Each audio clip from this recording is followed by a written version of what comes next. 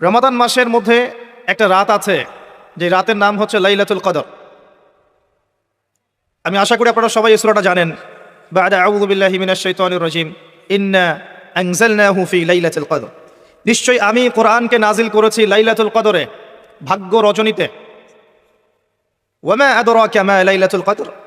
হে নবী মুহাম্মদ সাল্লাল্লাহু আলাইহি ওয়াসাল্লাম, আপনি কি জানেন লাইলাতুল কদর কি জিনিস? লাইলাতুল কদরি খায়রুম মিন আলফি শাহর। লাইলাতুল কদর হচ্ছে হাজার মাসের চাইতে উত্তম। এখানে গাণিতিকভাবে ব্যাখ্যা করতে যাবেন না 1000 মাস সমান সমান কত বছর হয়, ব্যাপারটা এমন নয়। এখানে আধিক্য বোঝানো হয়েছে। হাজার হাজার মাস ইবাদত করলে যে নাকি হয়, এক রাত ইবাদত করলে সে নাকি হয়ে যাবে ইনশাআল্লাহ। এই রাতে কি হয়? স্পেশাল তানাজ্জালুল মালাইকাতু ওয়ার রূহ। এই মাসে আল্লাহর পক্ষ থেকে আল্লাহর ফেরেশতারা নেমে আসেন। কোথায় নেমে আসেন? পৃথিবীতে। তাদের সর্দার হিসেবে থাকেন জিবরাইল আলাইহিস সালাম। তানাজ্জালুল মালাইকাতু ওয়ার রূহু ফিহা বিইذনি রাব্বিহিম। আল্লাহর রবের আদেশে তারা এই কাজটা করেন। মিন কুল্লি আমর, প্রত্যেকটা বিষয়ের ফয়সালা হয় এই রাতে। আপনার আমার তাকদীর লেখা হয়েছে আসমান জমিন সৃষ্টির 50,000 বছর আগে। আপনার আমার তাকদীর লেখা হয়েছে আসমান জমিন সৃষ্টির 50,000 বছর আগে। আল্লাহ পাক সমস্ত সৃষ্টির তাকদীর লিখেছেন প্রথম দফায়। দ্বিতীয় দফায় তাকদীর লেখা হয়েছে যখন আমার আপনার রূহ আমাদের মায়ের গর্ভে ছিল 4 মাস 10 দিন বয়স। ওই সময় আল্লাহর পক্ষ থেকে ফেরেশতা আসেন, এসে লিখে দেন তার হায়াত, তার রিজিক, সে সৌভাগ্যবান না দুর্ভাগ্যবান। এরপর রূহটাকে ফুঁকে দেন, বাচ্চা নড়াচড়া শুরু করে। এর আগ পর্যন্ত পেটের মধ্যে বাচ্চা নড়াচড়া করে না। যখন রূহটা ফুঁকে দেওয়া হয় তারপর থেকে বাচ্চা নড়াচড়া শুরু করে। দ্বিতীয় দফায় তাকদীর লেখা হয়। এরপরে তৃতীয় দফা লেখা হয় এই লাইলাতুল কদরে, যে আগামী 1 বছর কি হবে, আপনি কি করবেন, অর্থাৎ 1 বছরের বাজেট প্রণয়ন করা হয় প্রত্যেক লাইলাতুল কদরে। তানাজ্জালুল মালাইকাতু ওয়ার রূহ ফিহা বিইذনি রাব্বিহিম মিন কুল্লি আমর।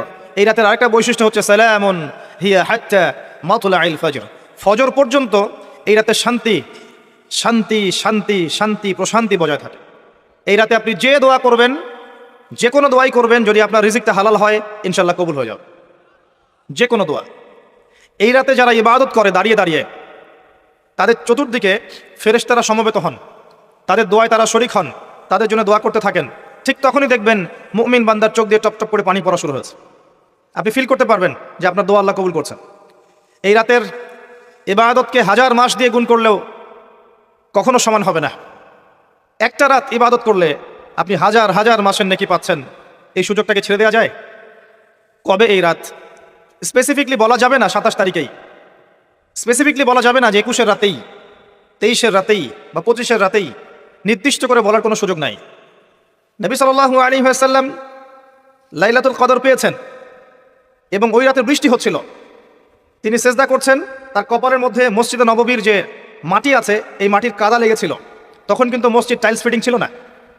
মাটির মসজিদ থেকে নবী সাল্লাল্লাহু আলাইহি ওয়াসাল্লাম বিশ্ব পরিচালনা করেছেন। আর আমাদের এখন তাজমহলের মতো মসজিদ, হেদায়েতের কোনো হও না এখানে। এটা আখিরুজ্জামানের সাইন, মসজিদগুলো হবে চাকচিক্যময়, হেদায়েত শূন্য। হাদিস একদম স্পষ্ট আছে, মসজিদ হবে চাকচিক্যময় কিন্তু হেদায়েত শূন্য। ইভেন দেখবেন নামাজ পড়ছে মুসল্লি, পাশে হই হুল্লা করছে। দিনের কথা আলোচনা হলে বা নামাজ পড়লে, কেউ কোরআন তেলাওয়াত করলে আদবের সাথে যে পাশে শোরগোল করতে হয় না, এটাও এখন বুঝাতে হয়। বুঝাতে গিয়ে যদি আপনি এই আয়াত তেলাওয়াত করেন, লাহুম কুলুবুন লা ইয়াফকাহুনা বিহা, কিছু মানুষকে আল্লাহ পাক কলব দিয়েছেন বোঝে না। ওয়া লাহুম আযানুন লা ইয়াসমাউনা বিহা, কিছু মানুষকে আল্লাহ পাক কান দিয়েছেন শোনে না। ওয়া লাহুম আ'য়ুনুন লা ইবসিরুনা বিহা, কিছু মানুষকে আল্লাহ পাক চোখ দিয়েছেন দেখে না। উলাইকা কাল আনআম, এরা আনআমের মতো। বাল হুম আদাল, বরং তার চাইতেও নিকৃষ্ট। তখন কিছু মানুষের ইগোতে লেগে যায়। তো আচরণ কিন্তু এমনই। কোরআন যেখানে তেলাওয়াত করা হচ্ছে, নবীর হাদিসের কথা বলা হচ্ছে, সেখানে উঁচু স্বরে কথা বলা জায়েজ নেই। নামাজ পড়ছে একজন ব্যক্তি, সে আল্লাহর সাথে সরাসরি কথা বলছে, তার পাশে কথা বলা জায়েজ নেই। এমনকি নামাজরত ব্যক্তির পাশে কোরআন তেলাওয়াত করাও জায়েজ নেই। আমি কথা কি বুঝতে পারছেন? একজন ব্যক্তি নামাজে দাঁড়িয়েছে, আল্লাহর সাথে কথা বলছে, পাশে আপনি কোরআন তেলাওয়াত করতে পারবেন না জোরে জোরে, মনে মনে করতে হবে। করতে চাইলে মনে মনে করতে হবে। অনেক সময় মসজিদের ভিতরে দেখবেন নামাজ পড়া হচ্ছে, শোরগোল করছে। নবী সাল্লাল্লাহু আলাইহি ওয়াসাল্লাম বলেছিলেন আখিরুজ্জামানে, তিরমিজিতে আছে হাদিসটা, আখিরুজ্জামানে ইসলামের নামটুকু থাকবে, ইসলামের প্রকৃত বিষয়গুলো থাকবে না। কোরআনের মাসহাফ থাকবে, যে মাসহাফ, কোরআনের মাসহাফটা থাকবে, এর শিক্ষাগুলো থাকবে না। মসজিদগুলো হবে চাকচিক্যময় কিন্তু মসজিদ হবে হেদায়েত শূন্য। আর চতুর্থ লাইনটা আরো ভয়ঙ্কর। 4 নম্বর লাইনে গিয়ে নবীজি বলেছেন সাল্লাল্লাহু আলাইহি ওয়াসাল্লাম, আসমানের নিচে জমিনের উপরে আল্লাহর সবচেয়ে নিকৃষ্ট সৃষ্টি হবেন এক শ্রেণীর আলেম, যাদের থেকে ফিতনা ছড়াবে, এবং তাদের দিকেই ফিতনা ফিরে আসবে। তিরমিজির মধ্যে হাদিসটা আছে, যে কোনো আলেমকে জিজ্ঞাসা করেন এটা কোন শ্রেণীর আলেম, এটা বোঝার জন্য আপনার পিএইচডি করার দরকার নাই। যারা দিনকে দুনিয়ার বিনিময়ে বিক্রি করেছে তারাই সেই শ্রেণীর আলেম। যারা সত্য কথা বলতে ভয় পেয়েছে তারাই সেই শ্রেণীর আলেম। যারা সত্যকে মিথ্যার সাথে মিশ্রিত করেছে তারাই সেই শ্রেণীর আলেম। এবং যারা ইসলামের নামে উম্মাকে শতদা বিভক্ত করে দিয়েছে এরাই সেই শ্রেণীর আলেম। নবী করিম সাল্লাল্লাহু আলাইহি ওয়াসাল্লাম বলেছেন, লাইলাতুল কদর আমি পেয়েছি, কপালে কাদামাটি ছিল, বৃষ্টি হচ্ছিল, তার মানে ওই রাতে বৃষ্টি হতে পারে, ওই রাতে বৃষ্টি হতে পারে। লাইলাতুল কদরের আলামত রাতের বেলা বৃষ্টি হতে পারে। বৃষ্টি হয়েছে, তিনি নামাজ পড়েছেন, কপালের মধ্যে কাদা লেগেছিল, তিনি বের হয়েছেন, সাহাবীদেরকে বলবেন কোন রাতটা লাইলাতুল কদর, আজকে রাতটা লাইলাতুল কদর, এটা বলতে বের হয়েছেন। বের হয়ে দেখছেন দুজন মুসলিম আপোষে ঝগড়া করছে। লিসেন টু মি, দুজন মুসলিম আপোষে ঝগড়া করছে। আমরা বলি না যে মুসলিমদের মাঝে ইখতিলাফগুলো রহমত, আমরা বলি না? দুজন মুসলিম আপোষে ঝগড়া করছে। এই কাজটার কারণে আল্লাহ রাব্বুল আলামিন নবী সাল্লাল্লাহু আলাইহি ওয়াসাল্লামের হৃদয় থেকে এই কথাটাকে তুলে নিলেন। তিনি আর বললেন না এক্স্যাক্টলি কোন রাতে লাইলাতুল কদর ছিল, তিনি বলতেই বেরিয়েছিলেন যে কোন রাতে লাইলাতুল কদর ছিল। আমাদের ইখতিলাফের কারণে আমরা সেই নির্দিষ্ট রাতটাকে হারিয়ে ফেলেছি। তবে এর মধ্যেই খায়র আছে, এর মধ্যেই কল্যাণ আছে। আরবিতে একটা প্রবাদ আছে, কুল্লু শার ইউজাদু ফিহিল খায়র, প্রত্যেকটা অকল্যাণের পিছনেই কোনো না কোনো কল্যাণ আছে। নির্দিষ্ট করে বলে দিলে আমরা বাকি রাতগুলো জাগতাম না। নবী সাল্লাল্লাহু আলাইহি ওয়াসাল্লাম এখন বললেন যে আমাকে ভুলিয়ে দেওয়া হয়েছে কোন রাত, তোমাদের ঝগড়ার কারণে, অতএব তোমরা শেষ দশকের বিজোড় রাতগুলোকে তালাশ করো। শেষ দশকের বিজোড় রাত বলতে 21-এর রাত, 23-এর রাত, 25, 27, 29, এই 5টা রাতের যে কোনো একটা লাইলাতুল কদর। এই রাতে ইবাদত করলে এত নেকি হচ্ছে, কারণটা কি? রাত আর দিন কি ডিফারেন্ট কিছু?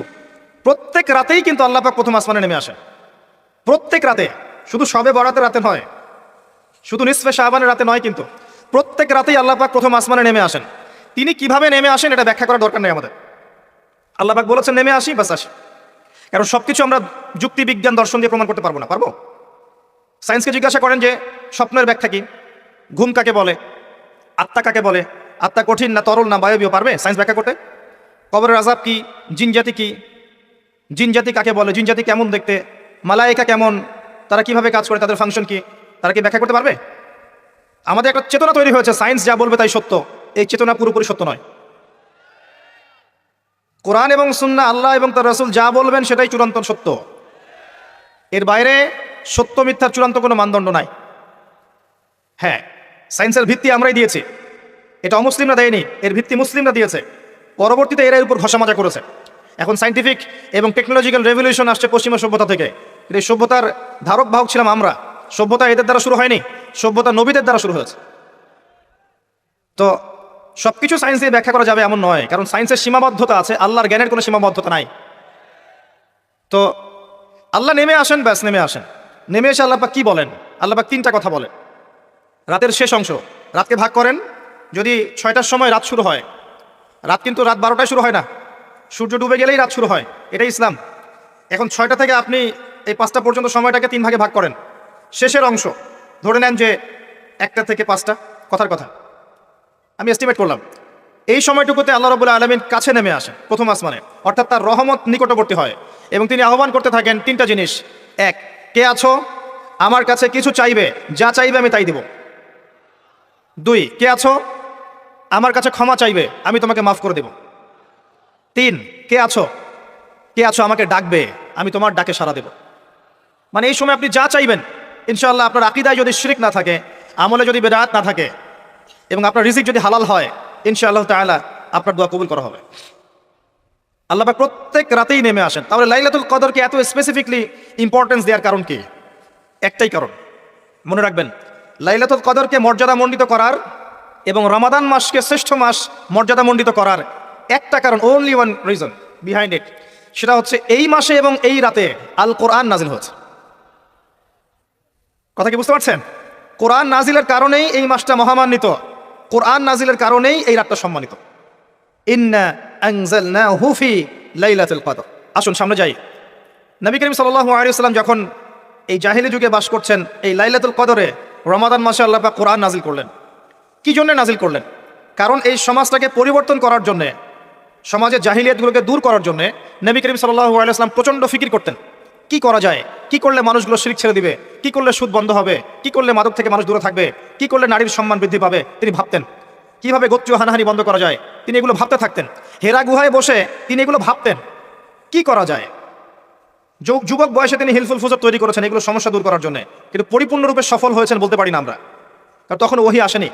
এই ভাবতে ভাবতে ভাবতে ভাবতে একদিন এক রাতে তার কাছে আল্লাহর পক্ষ থেকে কোরআন নাজিল হলো। সূরা আলাকের প্রথম 5টা আয়াত, বিসমিল্লাহির রহমানির রহিম, ইকরা বিসমি রাব্বিকাল্লাযী খালাক। পড়ুন আপনার রবের নামে যিনি আপনাকে সৃষ্টি করেছেন। খালাকাল ইনসানা মিন আলাক, যিনি মানুষকে সৃষ্টি করেছেন জমাট বাঁধা রক্তপিণ্ড থেকে। আমরা সবাই জমাট বাঁধা রক্তপিণ্ড ছিলাম মায়ের পেটে। আজকে আমরা আল্লাহ দ্রোহী হয়েছি, কিন্তু আমরা পেটের মধ্যে এতটুকু জমাট বাঁধা রক্তপিণ্ড ছিলাম। সূরা ইয়াসিনের মধ্যে আল্লাহ পাক এই কথাটা বলেছেন, তোমাদেরকে তো নুতফা থেকে সৃষ্টি করেছি, ফাইদা হুয়া খসিমুম মুবিন, যখন সে বড় হয়েছে সুস্পষ্টভাবে আল্লাহর বিরুদ্ধাচরণ করছে।